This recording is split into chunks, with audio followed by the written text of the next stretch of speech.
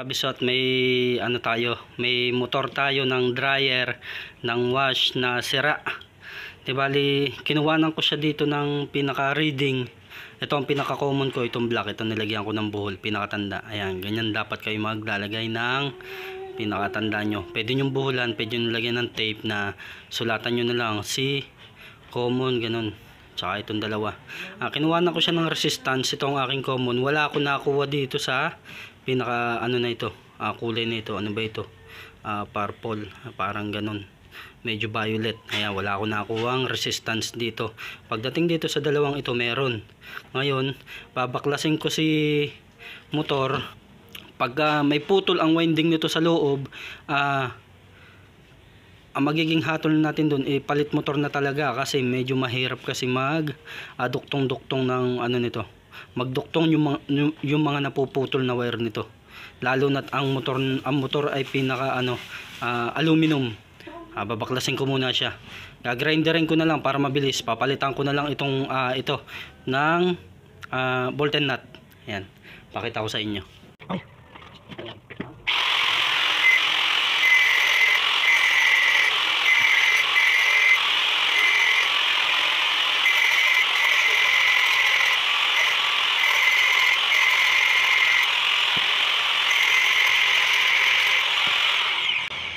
Yan, tanggalin natin siya. Bali, yung bolt lang nito, mura lang naman, 20 pesos. Makakabili na kayo ng 4 na peraso. Kaya hindi na ganun ka nakakapanghinayang bumili. Ilang naman, 20 pesos. Ngayon, titingnan natin kung pundi ang fuse. Papalitan na lang natin. Okay, mga kabisot, ito yung pinakamotor na kalas natin. Wala talaga, di bali, ang pinaka-fuse niya, buo ang kanyang fuse. Yan, buo ang pinaka-fuse niya. Ngayon, kagaya nga na sinabi ko, itong pinaka-motor na ito, minsan kaya nasisira, nagkakaroon ng pinaka-puti-puti, yung parang asin-asin, yung parang nag-aalikabok na kulay puti. Nakitaan ko siya rito. Ayan, yung pinaka-iyan, ayan. Makakita ako ng putol, ayan, at saka itong isang ito. Ngayon, malalaman natin kung pagkabit ba nito ay magkakaroon na reading itong pinaka-isang ito. Ayan, itong purple. Ito lang naman kasi ang walang reading. Ito, pagdating dito meron. Pakita ko sa inyo. Medyo mahirap ang aking pesto. Wait lang. Pakita ko sa inyo. Ayan, mga kabisat, sana kita nyo. Okay, kukunan natin na reading itong pinaka ay, sana huwag masulatan. Itong pinaka tawag dito, black. Yung black ang common natin, itong pinaka black na ito. Ayan, ito. Ayan, itong pinaka-buhol. Ayan, ito, black. Tapos ito, yung gray, kukunan natin ng resistance.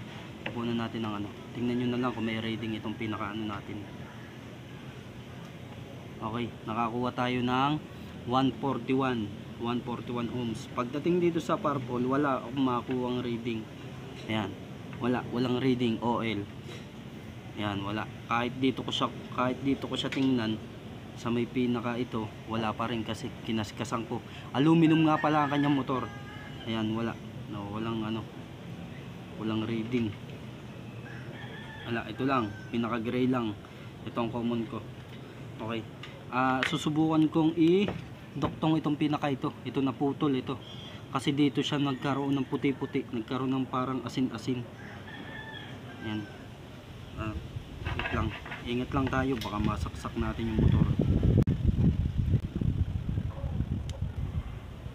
Masyado na maigsi yung isa, kaya nagawa ko siya ng paraan para humaba. Sana maiduktong natin. Ngayon, sana iyon yung pinaka naging problema niya, at magkaroon na reading itong pinaka motor natin. Yan. Ito, itong isang ito. Yan, putol. Ito, pagduduktongin natin, masyado bakit sama? Kasin ko siya. Sana ito nga ang problema. Ito lang may nakita ko. Meron din siya rito sa loob, sa pinaka-loob. Mamaya i-check ko. Pero ito yung pinaka nakita ko. Pangit talaga motor. Aluminum ang pinaka motor niya. Siya nga pala, may nag-request nga pala sa akin kung paano repair daw ng motor. Yan. Di bali dun sa video natin, bumili tayo ng bagong motor, kasi nga may mga posibleng kasing ganito na hindi na talaga magagawa ang motor kasi minsan marami na napuputol. hindi na natin maiduduktong pagka ganun. Kailangan na talaga natin bumili. Ngayon ito, titingnan natin kung magkakaroon ng reading. Duduktong natin yung naputol. Sana magkaroon siya ng reading. At ito yung kanyang posibleng sira. Ngayon pagka hindi ito hindi nagkaroon ng reading, may iba pang dahilan. Titingnan ko kung magre-reading sa purple. Kunin ko itong common, itong common. Ayan, kukunin ko itong pinaka-common, itong black. Tingnan natin. Sana magkaroon. Patay tayo dito, wala pa rin. Wala pa rin reading. Wala pa rin, may ibang putol pa ito. Hanapin ko yung ibang putol. Wala. Talaga ito lang siya. Okay, tingnan natin. Meron ng gray. Wala pagdating sa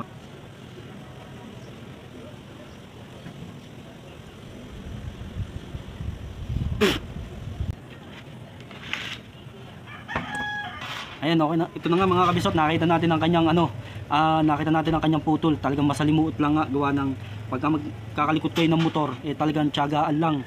Gawa itong isang ito nakita ko ng putol sa loob. Ayan, nagkaroon na siya na reading. Pakita ko sa inyo. Hello, anak. Pakita ko sa inyo yung Ayan, nagkaroon na reading ang kanyang ang itong pinaka nagkaroon na reading. Ayan, 141 ohms. Pagdating sa gray, sa purple 76 ohms. Ayan, nagkaroon siya ng reading. Ayos na. Okay. Nagkaroon ng reading ang kanyang motor. Ayan. Okay. Nagkaroon ng reading. Ayos ang Okay, tingnan muna natin. 77 141. Okay. Ayan nga ang common natin, black ang may pinakamataas na reading. Ayun. Iaayos ko lang to mga kabisot, ang kanyang pinaka motor ng dryer. Bali, diskarte ko sa kanya, pinutol ko itong mga ito mga tali. Ito pinukpok ko siya nito, itong pinaka goma o kaya kahoy ang pampupukpok nyo, wag bakal, baka masugatan ng pinaka motor. Iaayos ko lang siya. Titingnan natin kung ano pang magiging ito, dalawang putol, pakita ko sa inyo. Ayan, ito, ayan. Ewan ko kung kita nyo. Ayan, ito. Ayan, putol. At saka itong isa, dito tayo medyo malilintikan. Ito sa isang ito. Medyo maikli ang wire ito. Ayan, ito isang ito. Hindi ko alam kung kita nyo. Ito itong isang ito.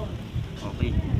Yun nga, yung sa request na para hindi na raw bumili ng bagong motor. Ang pinakaano lang nga nito, ganyan sinabi ko nung kanina, na pag putol-putol na talaga itong mga ito, gawa na nagmo-moist na kukulay puti. Ayun, nagpupulbos,